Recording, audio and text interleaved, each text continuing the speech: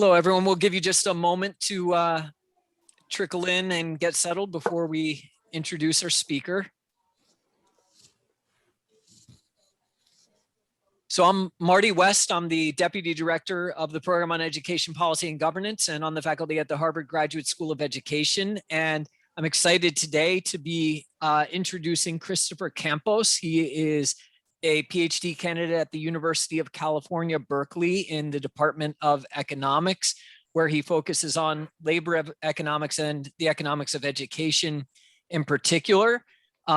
He has just wrapped up the job market season and will be headed first to Princeton for a postdoc stint and then to the Booth School of Business at the University of Chicago. So we're very pleased that he's going to spend an hour with us today on his way off to those exciting destinations. So Chris, over to you, and feel free to let us know how you want to take questions along the way. We'll leave that in your hands to figure out what works best for you.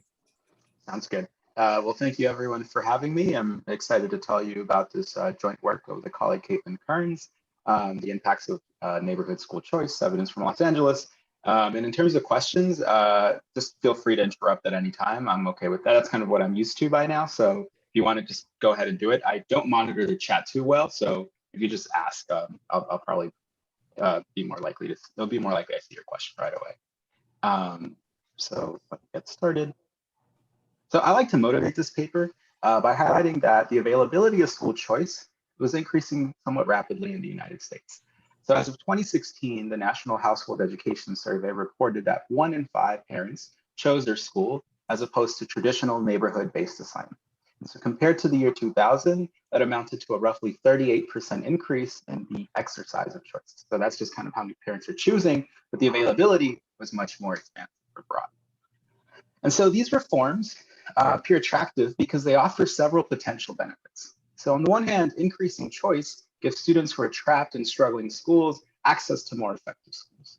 Second, there's this potential free lunch with school choice. So parents can sort their students into schools that best suit their particular needs, and this could lead to improvements in student school match quality.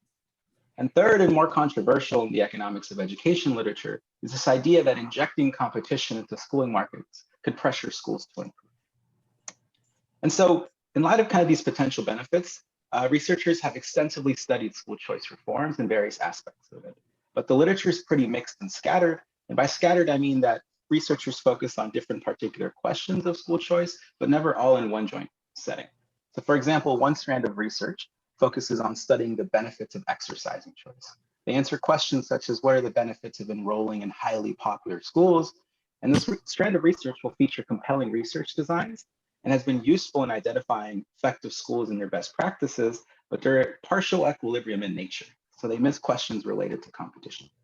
And if we turn to the research focusing on competitive effects, it's extensive, but extremely mixed. Some researchers find kind of negligible impacts, some find really large impacts. So it's really hard to make general conclusions about whether kind of competition actually does produce these kind of predicted gains. And so it remains an open question if school choice can produce sustained improvements in outcomes and reductions in achievement gaps. And so what we're going to do in this paper today is study how the demand and supply of school quality evolved in response to a large intra-district school choice program in Los Angeles known as the Zones of Choice program. And so this reform is particularly interesting because it created markets of schools within Los Angeles by combining school catchment areas into zones of choice. But it's going to leave, or it left other attendance zone boundaries in place elsewhere in the district. So one way to look at this program is that it introduced competition in some neighborhoods, but not all of them. And this generates a neat natural experiment to study multiple aspects of school choice, all in a joint setting.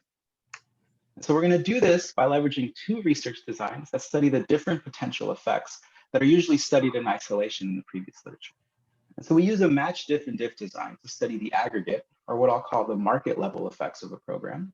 But because we also have information on randomized admissions lotteries, we're able to study the within zone benefits of exercising choice. So the research question there is, were there benefits from getting into your most preferred school and enrolling there?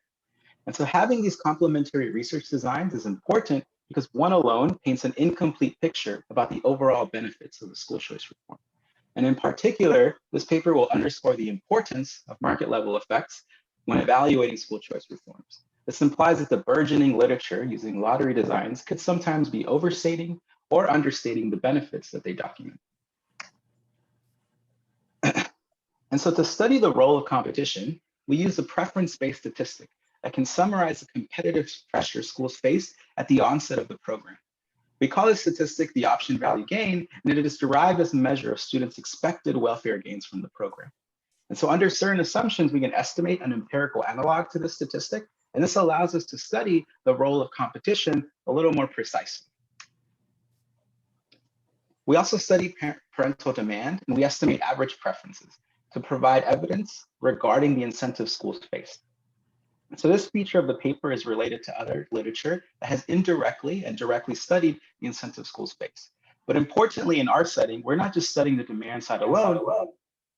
We have the supply side response that we studied throughout the rest of the paper that links tightly or suggestively back to these demand side estimates. And this allows us to hopefully provide a compelling story about the program's benefits by studying both demand and supply. Chris, can I jump in there and just get you warmed up? So one of the ways in which the literature on the competitive effects of choice is scattered is that there are many types of reforms that, are under the school choice banner. And so I'm wondering the extent to which you think the study that you're doing here in Los Angeles, what types of choice or educational markets you would expect it to generalize to, right? So is it relevant for understanding private school competition, or should we be thinking about it in a more narrow way? Yeah, I think it's going to be very different from private school competition or charter school competition. And the main reason for that is when you think about competition coming from charters or private schools, there's always the selection issue.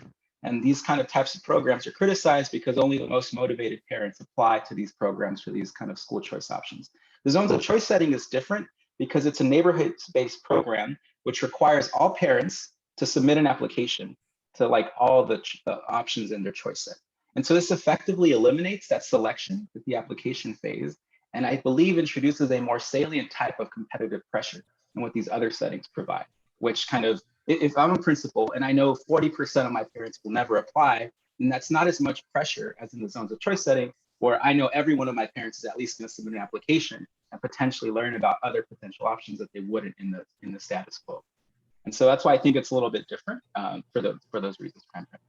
So Chris, what is the motivation that the supplier has to improve services?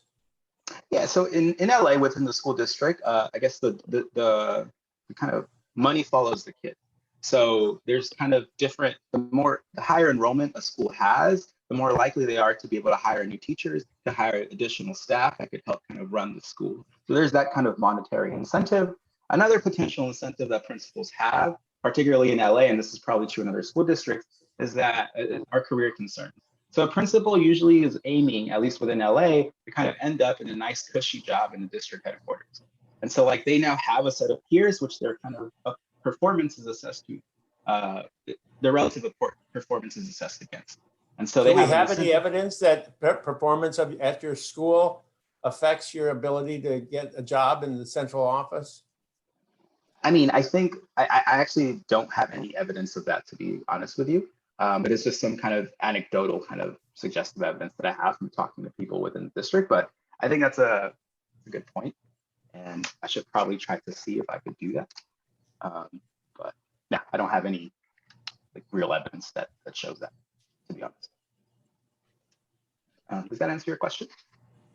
Yeah, no, I just because, what people often say about district school choice is that you're just moving people around within the same governing structure, and therefore it's not the same thing as competition between school districts that Huxby studied, for example, where each one may be trying to maximize property values or something like that. There's nothing like that going on when you're working within a district. Yeah, but I think that's a totally fair point. But we also got to think that, or remember that LA is huge. Like it's a big school district. And so like kind of these zones, you can think about them as kind of, I mean, I'm not going to go as far and say that they're their own kind of independent districts, But the way LA started to organize kind of different sub-districts within LA is as if they were. And they're kind of aiming to they're aiming to develop a model that is somewhat an extension of the zones of choice program, where they're going to break up the district into like many community of schools is what they're calling it right now. And you can think about this as many sub-districts within the larger big district. But you don't have a TIVU model here. Your model is Sure, fair enough. an administrative incentive model on the supplier side, unless you're getting matches. Now, you still could get good matches, but it's the sense in which competition actually works within a district is the question mark. Right. And I think to date, there hasn't really been strong evidence of that. And I think this particular program is kind of some evidence that it can work. And I think there's several pieces of evidence that I'll show you today that at least provide some kind of support for this competitive effects channel, which I'm saying is the primary channel. And I'll discuss those as we kind of move forward in the talk. Okay. Okay. So what I want to do now is provide you a brief history about how the program developed and eventually turned into the reform that I'm discussing here today. And so the program started with a pilot known as the Belmont Zone of Choice in 2007. There are two primary motivations for this pilot. The first was that there was this big school construction program in Los Angeles that was initiated in the early 2000s due to overcrowded schools in LA. And so there's a lot of schools that now existed that didn't have traditional attendance zone boundaries assigned to them. At the same time, charter enrollment was growing and the district was really concerned. And they were kind of trying to figure out ways in which they could combat this kind of charter penetration, which is kind of leading to much lower enrollment. So now in these early years, the pilot was not organized. It was kind of like a free-for-all.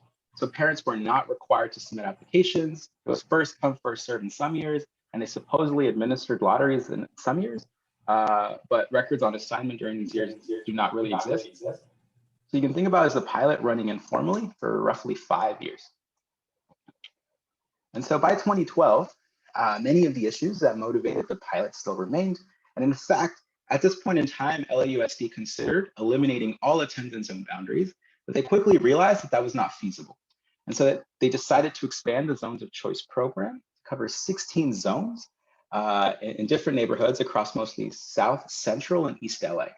And so what they're going to do is they're going to combine catchment areas to create multi-school zones of choice. And in some of these new zones of choice, they're also going to include some of these recently constructed schools to be part of the zone.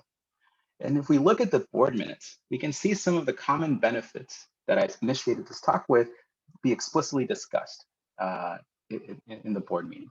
So they were mentioning access, they were mentioning kind of potential improvements in match quality. And so that's something that they were also thinking about. And so the zones of choice expansion is large. It covers nearly 30 to 40% of high school students in LA. And these are primarily Hispanic students in Central, South, and East LA.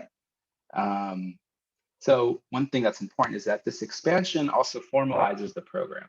So a team of administrators runs the program from the district headquarters. And there are kind of field administrators that are tasked with running particular zones. A field administrator will get at most 2 zones.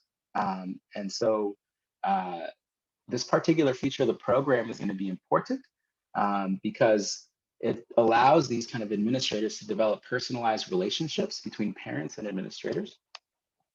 And so another important thing is a lot of these administrators went to some of these high schools. And so, for example, the head of the program, Dunya Fernandez, attended Garfield High School, which is in the East Side Zone of Choice. And so when you think about parents going to these information sessions and kind of learning about their options from these administrators, these are administrators that one, look like them, talk like them, and are just like them, which isn't necessarily true in many other settings that have been studied. But I think it's particularly salient, at least from my experiences in LA and kind of going to some of these information sessions and seeing how parents interact with these administrators. Another important feature is that your residence determines your eligibility and your participation. And so, like I mentioned before, this ensures that we eliminate that selection issue at the application phase. And so because the program requires parents to submit applications, even if they prefer to enroll their child in their local school, parents are required to make active decisions and also potentially learn about new schooling options that they would not have learned about in the counterfactual setting where they just transition into their neighborhood school from middle school to high school. And so Parents are also required to submit rank ordered lists listing all options in their zones. And one thing I want to emphasize here is that the choice sets are not large. And so this contrasts settings such as New York, which is very similar in terms of high school choice, but parents now have hundreds of potential schooling options to choose from. And choice overload could lead to simplified choice strategies. In the zones of choice setting, this doesn't seem to be an issue because the choice set is at most 6 campuses. And the last feature of the program that I want to mention is that the Zones of Choice program has randomized admissions lotteries embedded into the program's assignment mechanism. So if you want to go to your neighborhood school, Chris. Yeah. Can you just, you don't really want to leave the school that's serving your particular neighborhood. Do you get first dibs on that? You do. You do have priority. Yes. You still have to submit an application. So what if the best school in the zone automatically quickly fills up with the people who live in that attendance zone? That's definitely possible. And so what I end up finding in terms of applications is that roughly half of the students across all zones and across all the years that are in my sample period kind of select a school that is not their neighborhood school. So there's a lot of kind of within zone cross neighborhood enrollment. But how about the very best schools? Do they really get anybody from outside their immediate neighborhood? Or I shouldn't say the best schools, the schools that have the highest performing achievement. I mean, I think in practice, yes, they do. There's a large degree of kind of cross neighborhood applications and kind of enrollment in the data, at least that I observed. Yeah, I'm asking that question because I just saw somebody give a presentation who made the claim about Los Angeles, and I didn't know if he was correct or not, but he made the claim that the really good school in the zone that he was referring to was really off. Nobody could get in there except the people who lived in that zone, and so it was really a choosing among rather schools that were not all that much different from one another. So it was sort of, limited choice in that respect. So was it the zones of choice setting, or was it another choice program within LA, like such as the Magnets or the Gifted? Well, all I know is that it was in Los Angeles, Okay. district. Okay. Because LA, like, I don't know how it is, and I mean, it's not like this in New York, but like their school choice programs are kind of also extremely mixed and scattered. So it's really confusing. Like they've attempted to create a unified enrollment system, but all it is one application that allows you to apply to like 8 different programs at the same time, but still like the way they do the match is independent as well. So it's extremely confusing to parents, and they're kind of trying to change that in the next 2-3 years.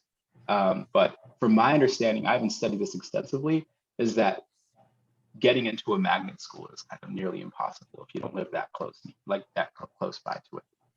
And it may have been kind of something related to magnet schools, but I'm not sure, to be honest with you. At least in my data, I don't remember any particular zones of choice school having there's definitely popular schools in every zone that a lot of parents want to apply to, but it comes from everywhere. So it's not just like concentrated in that school's particular neighborhood. So, but yeah, I can look into that in more detail. Thanks. Okay, so now let me just give you a quick preview of the results. I find that this program eliminated achievements in 4-year college enrollment gaps that existed before the program. The achievement effects are roughly 20% of a standard deviation improvements on both reading and math scores. But the results that I'll discuss today are primarily for reading, but they look very similar for math. I also find effects on 4-year college enrollment of roughly 5 percentage points. That amounts to roughly 25% of the baseline mean. So our 2 research designs then allow us to show that most of the program's benefits are due to the market level effects. And so I find that early cohorts of zones of choice students benefited from enrolling in popular schools, but it was due to the market level effects, essentially eliminating kind of the most preferred premiums that only existed for those early cohorts and not the later cohorts. And so I also provide evidence. So we find several pieces of evidence that are consistent with predictions coming from a model of school choice and competition. The first is that most of these effects are due or can be explained by improvements in school quality, or school value added. Second, we also find evidence that it was the lowest performing schools that improved the most, and this would be implied by a very stylized model of school competition, which I'll discuss in a few slides. And so we show competition as the key channel that can explain these effects. And we do that by deriving kind of this preference-based statistic that summarizes competition that schools faced at the start of the program. And that's how we're able to show that treatment effects are increasing in this competition index, and thus can explain kind of most of the treatment effects we document throughout the analysis. And the last kind of piece of evidence or results we have is that we find evidence that parents seem to value effective schools, even after we condition on the school's peer composition. And so this provides a suggestive link between the demand for school quality and the changes in school quality that we document throughout the rest of the analysis. And this allows us to hopefully kind of provide a consistent story with multiple different pieces of evidence supporting the notion that schools improve their quality in response to their change incentives. Chris, is information on school value added well publicized in Los Angeles? I mean, I know there was the LA Times thing with teachers, but because I'm just struck by that last finding, because people have looked at that in New York, as you know, and seen that parents seem to value achievement levels, but not value added necessarily if you look at their preferences. So I'm just wondering what could explain that difference. Yeah, so I think that's besides the LA Times kind of disclosure, there hasn't been a kind of another kind of value added disclosure, at least during the sample period. 2 years ago, LAUSD pushed for now like disclosing some type of growth metric, and they're doing that, but like to get to that growth metric is impossible. So like it's not like it's that like easily available. But one thing that I think is important that I haven't discussed yet today, but you'll see in a few minutes, is that these zones are pretty homogeneous in terms of race and socioeconomic class. So in New York, for example, like it's very easy to select on that, but within a zone, that is essentially eliminated here.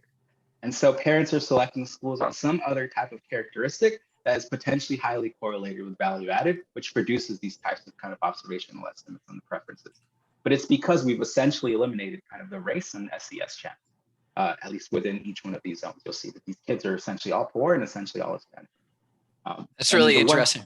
Yeah. So, quick follow-up to that. Do you have a theory for what those measures could be if they're not publicized? You know, is there any qualitative research that might inform what the parents are actually assessing or using as proxies for value added? Yeah, so I have like a field experiment that ran in fall 2019 that tries to get exactly that. And there's a survey component to that experiment that asks parents these questions, but the district has not digitized that data yet, so I don't know the answer. But I will know as soon as they digitize the data. The pandemic really kind of stopped all of that, but once I get that survey, I'll have a hopefully better answer for that. Thanks. Why is that such a difficult issue? Why can't parents just gossip and talk to one another about how well their people's kids were doing in schools and how good the teachers are? And it seems to me parents are doing that all the time when they do have choices. They gossip about these things, and why wouldn't those informal networks provide them with valuable information? That's a great point you're making, and kind of one of the research questions that this field experiment tries to answer or try to kind of get evidence on is how much these informal networks matter for parents selecting schools. And in that experiment, I find evidence that that kind of informal network is almost as effective as kind of directly providing parents information on value added and different metrics through the mail.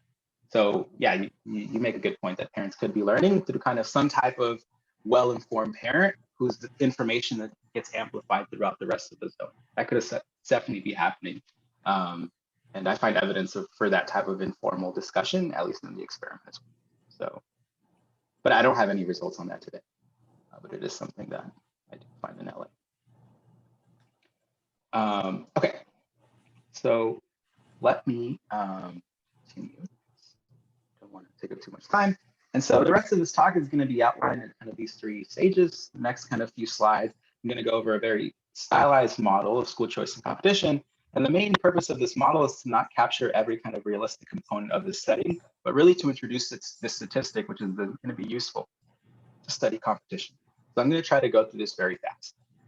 The second part of the talk is going to be on treatment effects. We're going to discuss the market level effects and then kind of go over the lottery analysis and arrive at some conclusions here. In the last portion of the talk, we're going to do some exercises to try to provide some evidence supporting the notion that it was competition kind of driving some of these effects. And so we're going to do some demand analysis and also study the role of competition. And then I'll have some remarks. And so I'm going to motivate the potential benefits from the program, the stylized model of school choice and competition. And so I'm going to depart from an equilibrium that exists before the zones of choice expansion. This means that residential location decisions are already made and not something that I'm going to model in the stylized model. So there's going to be J neighborhoods, each of one school. So J indexes both schools and neighborhoods, because there's one school per neighborhood. And then there's going to be school quality, which is going to be determined by principal effort, E sub J. And principals independently determine their effort before the policy. And this is kind of some vector of pre-policy quality levels for each school. Therefore, we can think about the zones of choice program as it combining neighborhoods into a set curly J. And so from this point, students assigned to any J in that curly J as their neighborhood school can choose from the entire menu. And so this creates a game where principals now strategically determine their school quality. And let me now discuss that in more detail. So on the demand side, I'm just going to have a very simple structure where utility of student I from attending school J and curly J depends on school's popularity, which in turn depends on school quality and other school characteristics. And parents are going to dislike distance. There's going to be this distance cost factor, where Dij is distance from student I's residence to school J. And then there's going to be unobserved preference heterogeneity, which is going to be assumed to be extreme value type 1, which is a standard assumption in this literature. So nothing out of this world here. On the supply side, again, we're going to have a very stylized framework where principals are exerting effort to kind of provide quality, and the length function F is going to be increasing concave. And so we're going to assume that principals are rewarded for higher enrollment shares. Again, not really saying much about like why that is, but we discussed that briefly a few minutes ago. And they're going to dislike exerting effort, so their utility is decreasing. And theta governs the relative preference for higher market shares. So just to interrupt you once more, how much control do principals have over what's going on in the school? We know the teacher is the most important variable, but teachers have a lot of seniority rights in California. So if somebody wants to teach in that school and there's an opening, the senior teacher can grab it, I would think, and the principal doesn't have much to say about it. So could you just comment on, what is it that principals can do to improve the quality of their schools?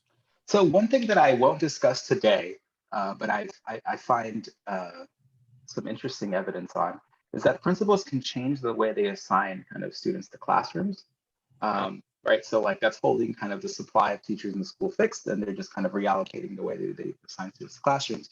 And I find evidence of kind of decreases in tracking practices among zones of choice schools on average. Now, I'm not saying that that's going to nail down kind of all the treatment effects I find, but I do find that as evidence that principals are adjusting their behavior, at least in some way. I also find increases in kind of student-teacher racial match. So that's kind of without a compensating kind of increasing in the hiring of Hispanic teachers. So again, it's suggestive evidence that principals are kind of reshuffling their kids around in terms of how they assign them to their core math and ELA courses. And that's something that they can do and I find evidence of, but I'm not trying to say that that explains everything. It also, but it does imply that there's other changes that are happening that I just can't observe with the data. Does that answer your question? But you're right about the teachers in terms of there's a strong union that protects teachers in LA, in California in particular. And yeah, I think that's fair. Another thing to mention, I think, is that a lot of these schools are pilot schools, which are kind of quasi-charters, but not quite. And so they do have somewhat higher degree of autonomy to do things in terms of establishing curriculum. But again, they're still tied to that tight labor union contract. So I think your points there are fair. Okay, so again, this is a very stylized kind of supply side framework. But now that we've introduced these stylized demand and supply side frameworks, we can introduce this statistic that will capture students' expected welfare gain. And so because I know a student's neighborhood school in the counterfactual denoted by JI, then we can define what I'm currently calling the option value gain as the difference in their expected max utility under the new regime, where they have the full choice set, and the old regime, where it's just kind of their one school. All scaled by a distance cost parameter lambda. This will be in willingness to travel units. And so with the logit error structure, we have an analytical expression for OVG, which is exactly this. It's the difference in log sums. And so I'm not going to go through the details, but it turns out that we can also express school market shares in terms of OVG. And so here's where kind of the statistic has this interpretation where it can summarize competitive pressures. Because holding everything else constant, schools exposed to students with higher OVG kind of face more pressure to improve. And so the intuition there is that if I'm a school that's exposed to students who gained access to much more popular schools, that puts more pressure on me, kind of improve somewhat to at least sustain some of my enrollment demand. And that's how we're going to use this statistic in the empirical analysis to see if it can explain any of the treatment effects or is correlated with any of the treatment effects we got. And so this framework is going to generate 3 stylized predictions that are going to govern the rest of the talk. The first is going to be the notion that zones of choice schools now facing competition for enrollment from other schools should differentially improve. And so we're going to explore this empirically with the match diff and diff design, comparing changes in outcomes between treated and non-treated schools. The second prediction is the observation that the lowest performing schools should improve the most. And so for the most part, school quality within these zones and the stylized framework should converge in perfectly, but the imperfections due to mostly the spatial differentiation between schools and students. And so we're going to test for this empirically by estimating quantile treatment effects on estimated school quality. Third prediction is where OVG enters the empirical analysis. And so in particular, we should observe larger treatment effects for schools with higher OVG. And so we're going to do this by looking at treatment effect heterogeneity with respect to OVG. So OVG is going to be an interesting covariate we use to provide evidence on the role competition is playing. Okay. So I linked 3 sources of data. First is standard kind of administrative student level data set from LA. Here we're going to have math and reading test scores, demographic characteristics. The Zones of Choice office provides information, and they provide information on the applications with rank order preferences, and also information on assignments made in each zone. With these data, we can back out the lottery strata to do the lottery analysis, but also to do the demand side analysis. Third source of data comes from the National Student Clearinghouse, and here we have college outcomes, which we use to kind of study college impacts. Okay, so I kind of briefly mentioned that we have this matching design, and so now I want to take a minute to actually discuss exactly what I'm doing with that. So zones of choice treatment is at the school level.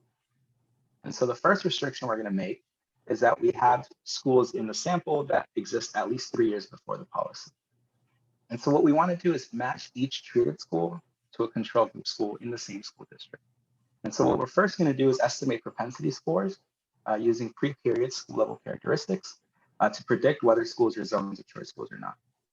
And so then we're going to match each treated school to a school that's in the same poverty and Hispanic share ventile. And then we're going to break the ties using the propensity score. And so students enrolled in the pool of matched control group schools will be the control group. And one thing I want to emphasize here is that these empirical results do not depend on the matching strategy, but in early versions of this paper, people were giving me a lot of pushback that I was essentially comparing Hispanic students to non-Hispanic students or poor kids to rich kids. And so the matching strategy is at least going to eliminate a lot of those kind of baseline differences. And that's what I'll show you now. And so this table reports descriptive statistics for zones of choice and non-zones of choice students. And so let's focus on column 3 first, which is just the difference in between zones of choice students and non-zones of choice students in the unmatched sample. And so you can see that as these students are entering high school, they're performing roughly 20 to 22% of the standard deviation more poorly on both math and reading scores or ELA scores. So zones of choice students are also more likely to be Hispanic. So 87% of them or 88% are Hispanic. And there's one zone called the Jefferson zone of choice, which is where all the non-Hispanic kids are basically at. And that's what basically contributes a lot of this Black share. And if you eliminate that, this share goes up substantially.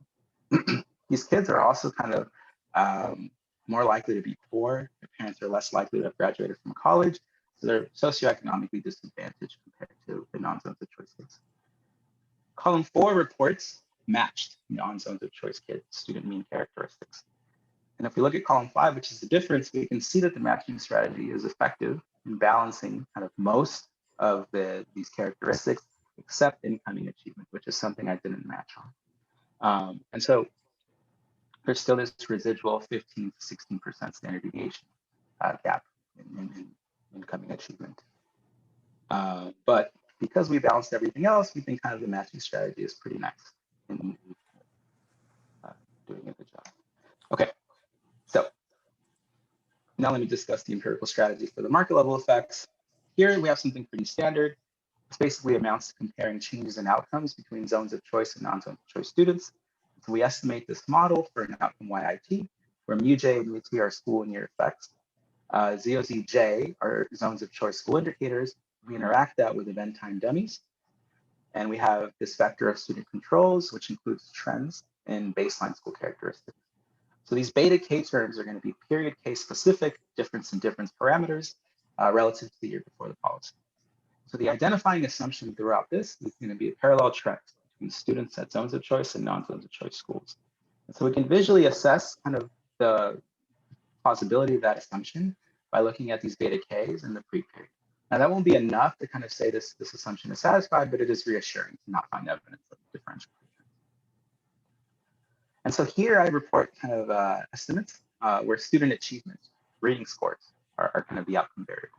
And so you can see in the years before the policy, there is not evidence kind of strong differential treatment between zones of choice and non-zones of choice students. First year of the policy, there isn't much going on, and I think that's expected because it's kind of the first year. And following that, you see this gradual improvement in student achievement, leveling out at roughly 20% of a standard deviation by kind of the 4th, 5th, 6th year of the program. And so again, this is enough to essentially eliminate kind of the incoming achievement gap between zones of choice and non-zones of choice students. And when you do look at this descriptively in the data, you do see an elimination of the 11th grade achievement gap between zones of choice and non-zones of choice students. So that's what I mean when I say it essentially eliminated the achievement gap between these two sectors in LA. Now, you may not like test scores, which I think is fair. They capture something, but they don't capture everything. So we could look at a more salient kind of outcome, such as 4-year college enrollment. And again, we don't find evidence of kind of differential pre-trends in the pre-period. And then on impact, again, we find nothing. And then there's gradual improvement in the 4-year college enrollment rates for zones of choice kids relative to non-zones of choice kids, leveling out at roughly 5 percentage points.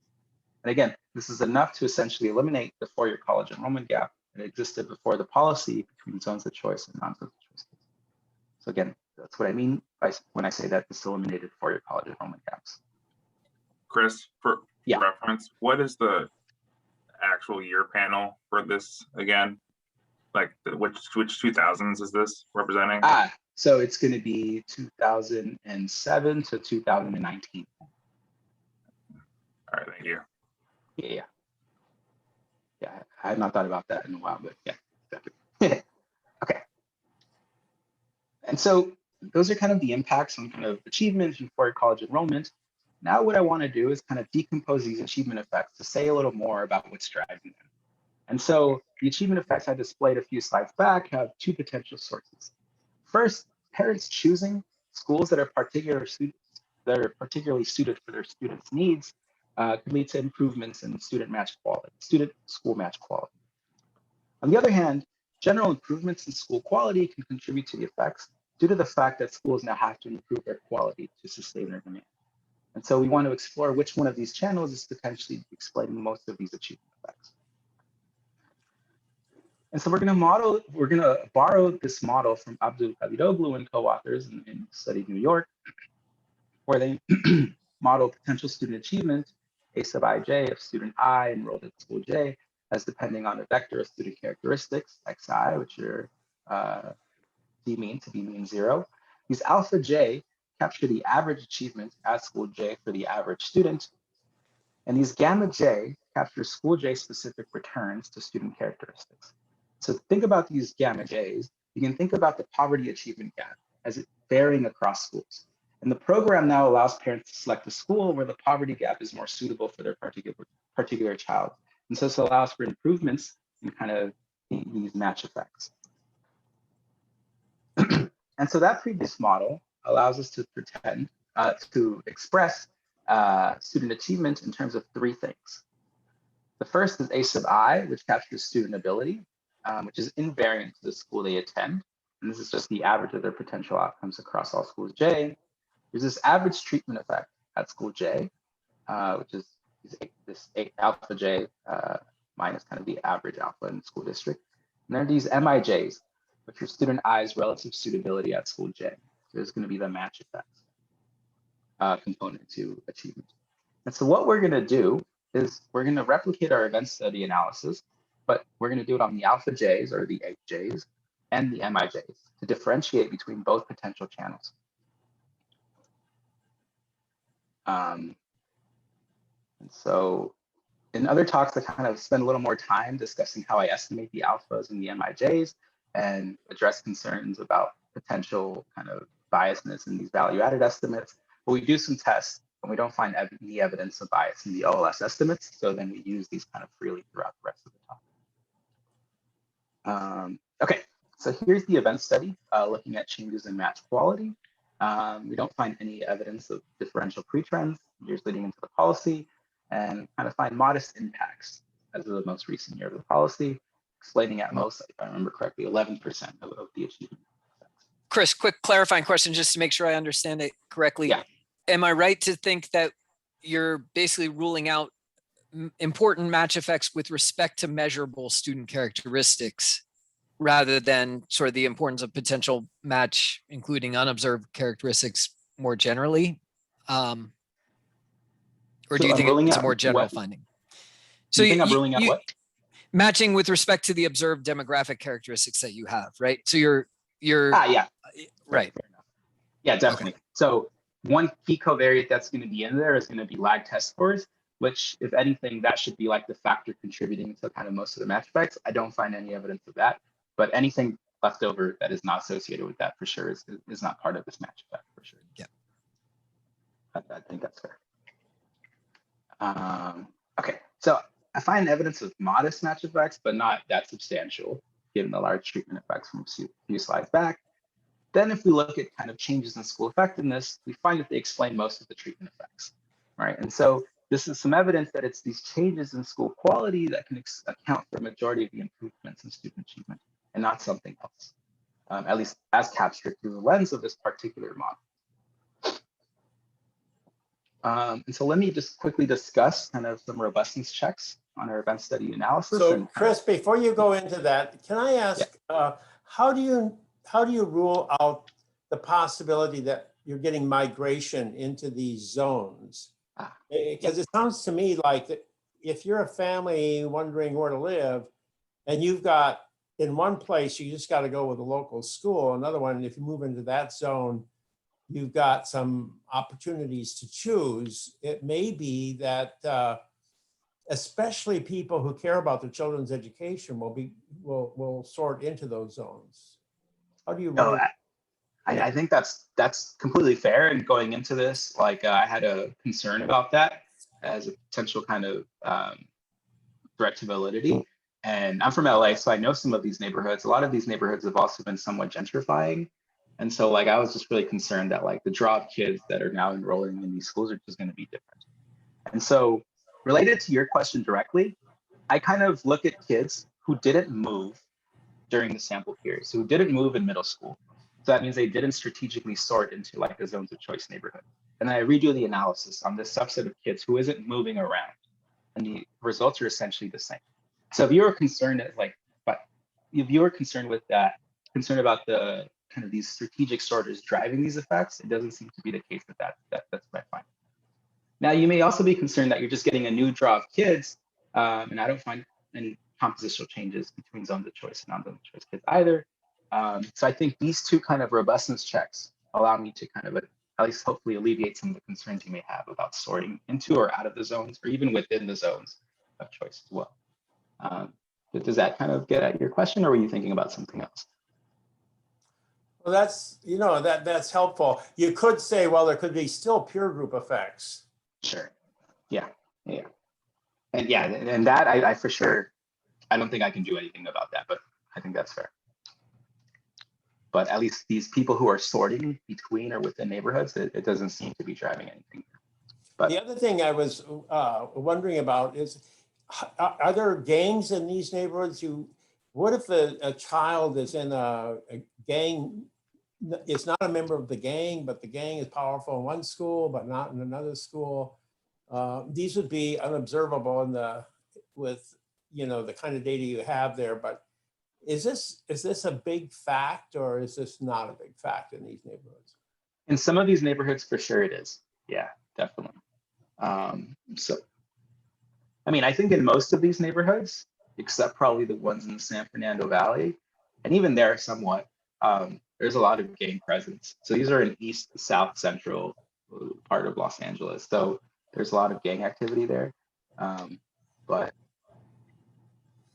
that could be matching. That could be, you could be getting matching, but you can't see it given the way you're estimating matching. Yes, that's true. No, I think that's fair. So that's something that I can't pick up the way I've done things. I mean, I guess that would partly, yeah, sure. Go for it. Sorry, I just want to ask a related question. So I'm just wondering, is there any chance that school choice could increase the property value and then crowd out some of the poorer kids in these zones, or just increase the wealth of those who have stayed?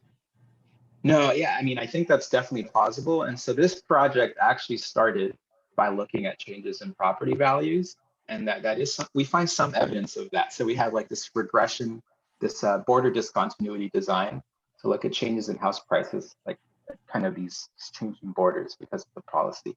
And we find some evidence of like the side that kind of received improvements in average quality. And I do find evidence that housing prices increased a little bit there. That project is dead. It didn't go too far, but it is kind of some piece of evidence that I do remember from a few years ago. I don't know what that's doing in terms of crowding students out, but it is something that's there that can also kind of potentially give rise to concerns about what's going on in terms of composition of kids. All right, I'm going to empower you to move forward. Okay. Yeah. So I have a lot to go. So let me. So we do these robustness checks, try alternative research designs, use some placebo checks. We don't find any evidence of things that would invalidate what we've shown so far. And so far we found evidence of these large zones of choice effects explained mostly by changes in school quality. So now what I want to do is ask if the lower performing schools improve the most. And so let me just kind of brush through this somewhat. So what I'm essentially going to do is I'm going to estimate kind of distributional impacts on the school quality measures. And I'm going to show you two pieces of evidence. One is going to be like impacts on the value added CDF, which is hard to interpret in many cases. And the second piece of evidence is I'm going to show you quantile treatment effects, unconditional quantile treatment effects on these alpha J's. And those are kind of more easily interpretable, I think, and give you a sense of like what the point estimates are at each quantile. And so let me just show you the CDF impacts. And so we find that kind of a lot of the improvements, or there's a lot of improvement in kind of shifts in the CDF, kind of in the lower regions of the distribution, but not much going on at the very top. Just something that would be predicted by that stylized model of school competition. Now, like I said, it's hard for me to translate like what a negative 0.18 at 0 translates into, like what was the treatment effect at that point of the distribution. So for that reason, I have these quantile treatment effects. And so here, it's reporting. Chris, can you go back to the previous slide, clarifying? Yeah. So the point estimates here are the change over time for a particular school, or like what is the? So this is like a diff and diff on the CDF at this point. So like you can think about this as being 100 different regression estimates.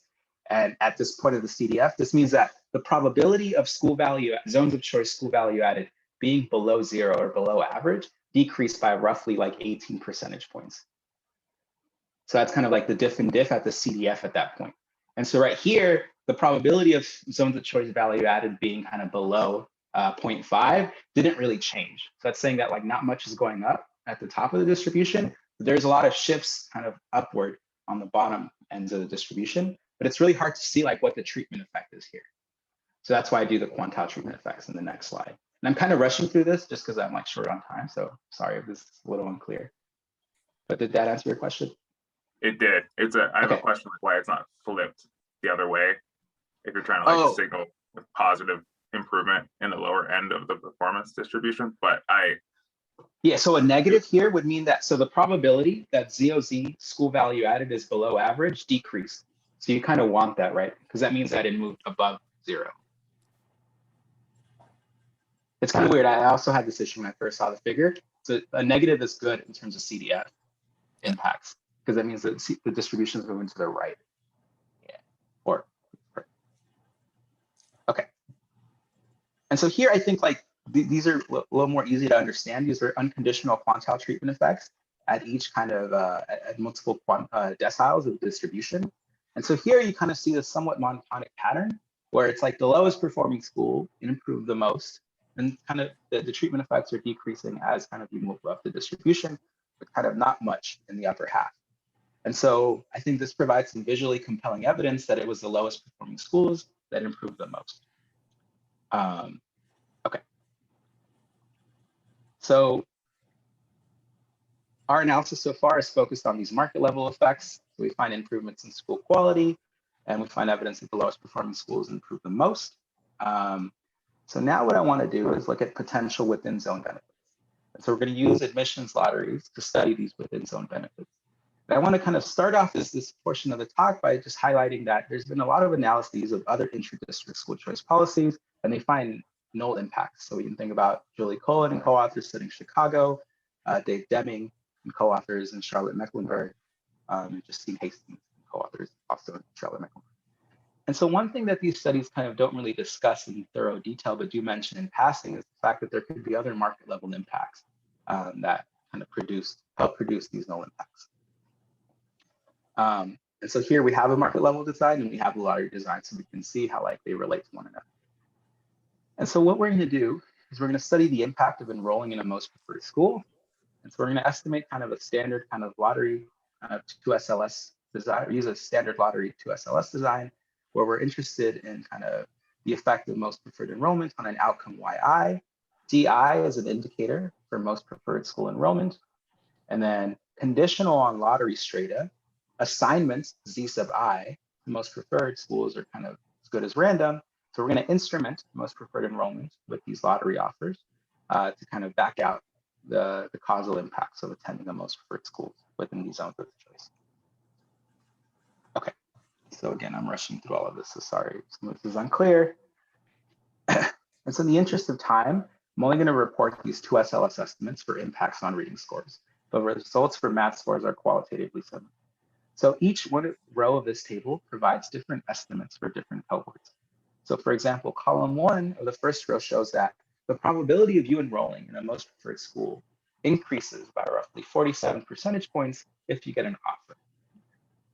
The first stage effect is similar across these different groups of cohorts.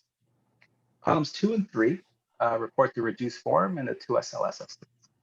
And so if we focus on column 3, this seems to suggest that only the first 2 cohorts benefited from enrolling in their most preferred schools, and the later cohorts not so much.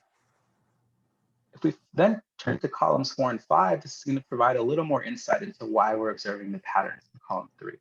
Column 4 reports the control complier means, the achievement for control complier means achievement. Column 5 is the treated complier means. And so the difference in these is kind of these point estimates, but it's also the difference in value added between kind of the most preferred schools and the fallback schools.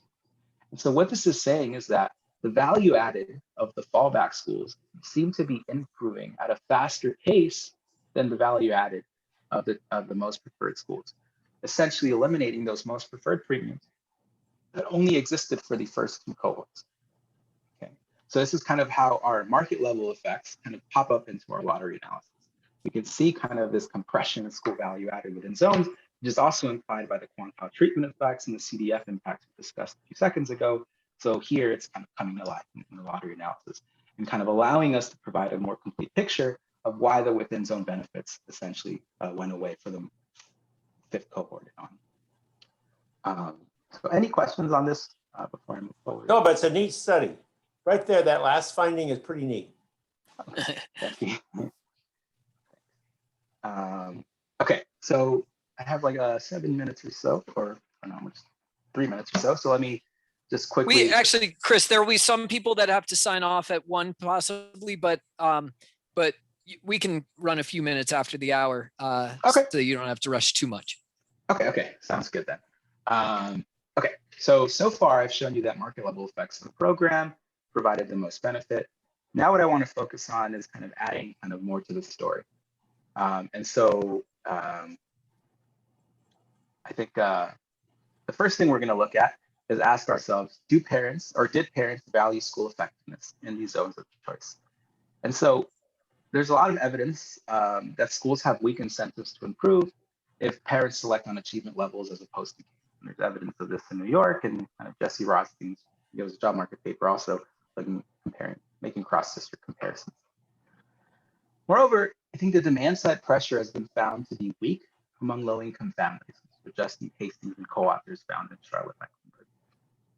And so evidence that parents value effective schools in the zones of choice settings would be consistent with the market level evidence, but evidence that they don't would be inconsistent with this kind of competitive effect story. So we're going to look at that. The last thing we want to explore is competition. And so there's this notion that the increased competition is supposed to be pressuring these schools to improve. And we have this statistic that can summarize the competitive incentives schools faced at the start of the program. So we can ask ourselves, are the treatment effects we've documented so far kind of correlated at all with this metric? And if they are, then that would be some evidence of kind of for supporting kind of the competitive effect story. That's how we're going to end the talk, or that'd be the last exercise. And so to explore both of these channels, we're going to need to estimate demand. So we can use information contained in the ranked order list to estimate preference parameters. And this allows us to kind of calculate kind of baseline OBG for each student, each school. We can also use estimates of average preferences to inform us about what margin of quality schools may be pressured to improve. And so that's why we need to estimate demand to explore both of these channels. Okay, so I'm going to make one slight modification to kind of the random utility model from the conceptual framework. I'm going to allow school mean utility or school popularity to vary according to students' incoming achievement cells. There's going to be low, middle, and high incoming achievement students, and school popularity at school J is going to vary across these students. And so we're going to estimate these parameters, these deltas and these lambdas by maximum likelihood, and then we're going to use them to construct OBG and to estimate average preferences. Okay, so with estimates of time-varying school mean utilities, I can relate them to school level and school by cell characteristics. So we're going to use the 3 measures of quality that come from the student achievement model we use for the decomposition. But I didn't have too much time to go over that model, so apologies if some of this is not fresh in your mind. And so because the purpose of this exercise is to assess how much weight parents are kind of placing on value added, we're particularly interested in this omega alpha term, which is the weight placed on school quality or school value added. And we're particularly interested in seeing whether kind of that preference for value added kind of remains after we condition on a school's incoming achievement levels or their peer composition, as some researchers call it. And so all of these estimates are going to be identified by within cell by zone, and zone by year variation. So that's what these capital omega fixed effects are capturing. And so we're going to normalize the deltas in the school quality measures with respect to kind of their particular distributions. So all of these will be in standard deviation units. So that's going to allow us to kind of better interpretation of what these mean. And so this table here reports several regression estimates related to the preceding slide. So let's focus on panel A in columns 1 through 3 first. Columns 1 and 2 show that parents seem to value schools with higher value added, so with higher alpha. They also seem to have a higher preference for schools with higher incoming achievement or better peers. But this one's estimated a little more noisily. If we turn to column 4, we see that parents seem to have a higher preference for school value added, even after we condition on a school's peer composition. Right? So it seems to suggest that parents are placing more weight on value added than they are the peer composition. And again, this could be due to the fact that kind of within zones, there just isn't too much variation in race and kind of SES status.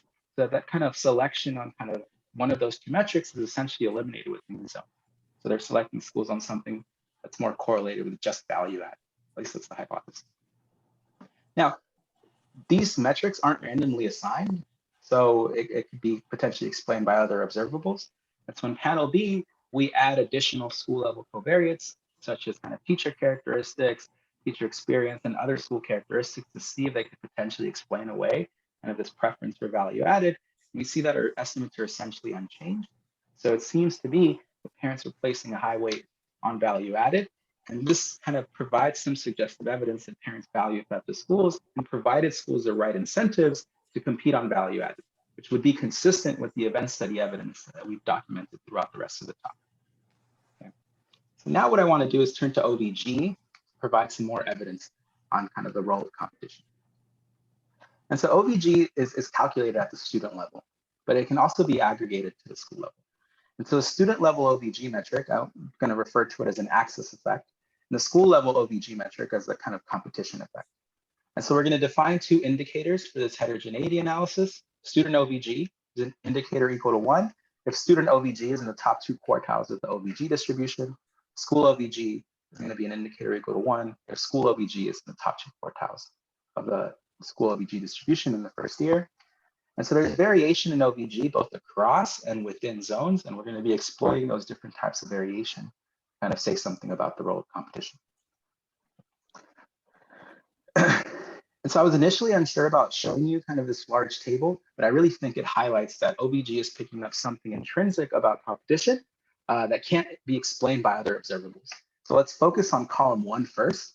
And so column 1 is our difference in difference estimates, where we have a post times ZOZ dummy, and that post times ZOZ dummy interacted with student OVG and also interacted with school OVG.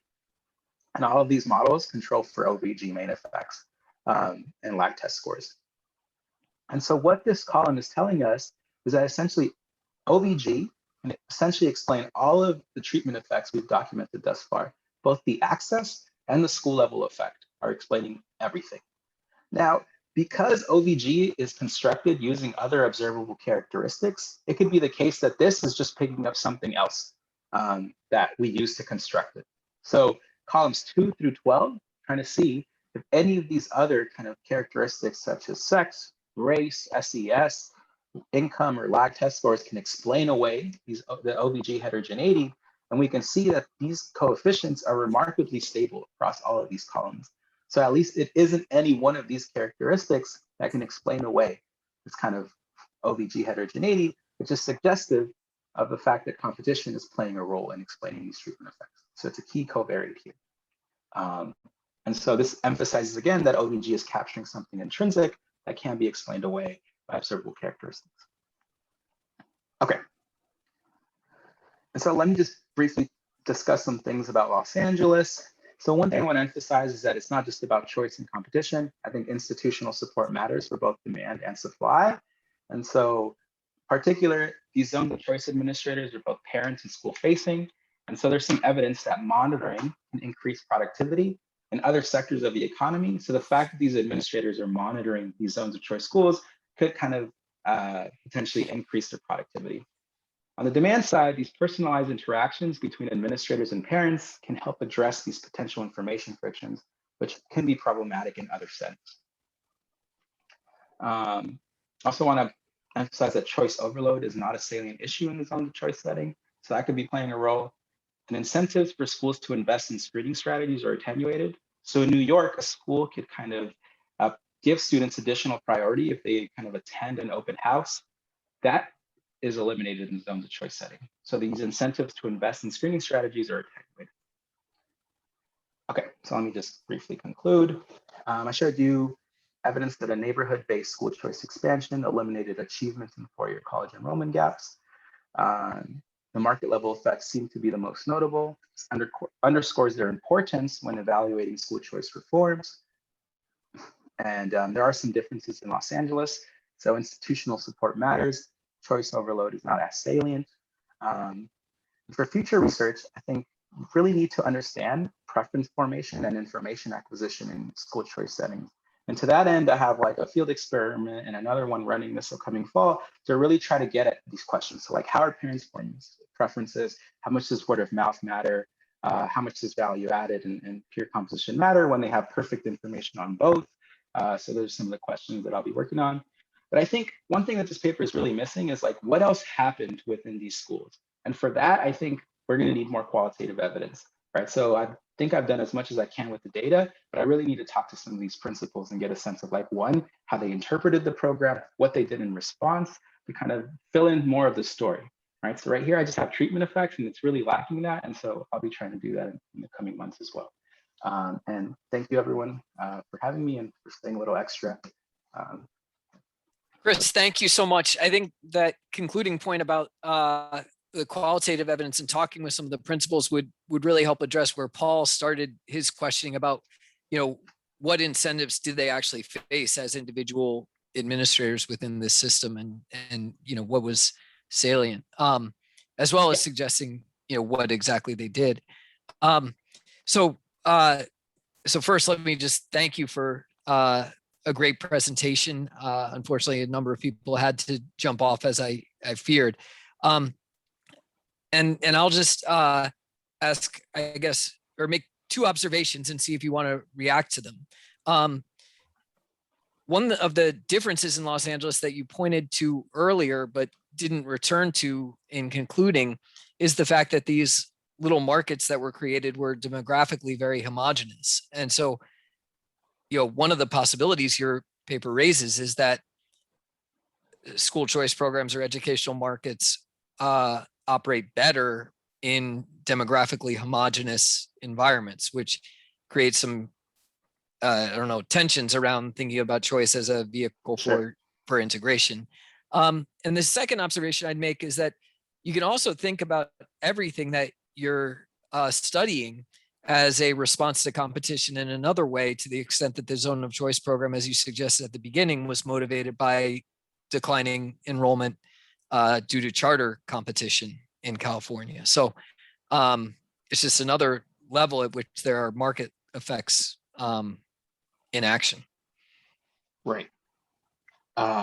So related to your first point, I think that's something very true about the zones of choice. Like it's kind of a big caveat here. You essentially eliminated this within district inequality, but you further entrenched the segregation patterns within the school district. And so I've been talking with kind of LAUSD administrators, and they're trying to kind of create what they're calling this community of schools model, which is kind of in a way like an extension of the zones of choice program, but for the entire school district.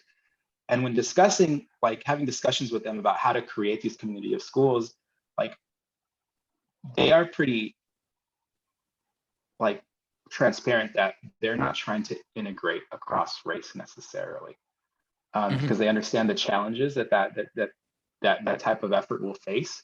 And so it's not surprising that the zones of choice setting particularly targeted these neighborhoods where there wasn't as much pushback from parents. And so from a policy perspective, yeah, I think it's very right. It has kind of this weird undertone in terms of kind of segregation and kind of public school districts. And it's something that, yeah, it's hard to address. And what was your second point on declining enrollment? Oh, just you mentioned at the outset that the whole zone of choice concept was created in response to the presence of charters, and which is another form of competitive effect that's, that's part of the story that you're telling. I see. Yeah, that's true. So that's definitely playing a role. And like one of the reasons, so before writing this paper, I did some kind of policy work for the school district to kind of have them trust me a little more. And that was basically the only question that they were primarily interested in at first, which is how did this impact charter enrollment? Like that's what they cared about the most. And so because I don't show this in the paper and it's in the policy report that I have for it, it did kind of attenuate charter enrollment for a few years. It didn't remain until today. But because of that, is what made them be interested in kind of pushing forward with like a community of schools model, or at least think about it some more, because they're still concerned about that. Like charters are still like a big threat in LA, and they it's kind Yeah, of the reason I think it's interesting is you could imagine someone saying, coming away from this and saying, within district choice works works better. It gives us what we need. And it's not clear though that you get within district choice without the presence of competition from charters. Sure. Oh, I think that's true for sure. Yeah.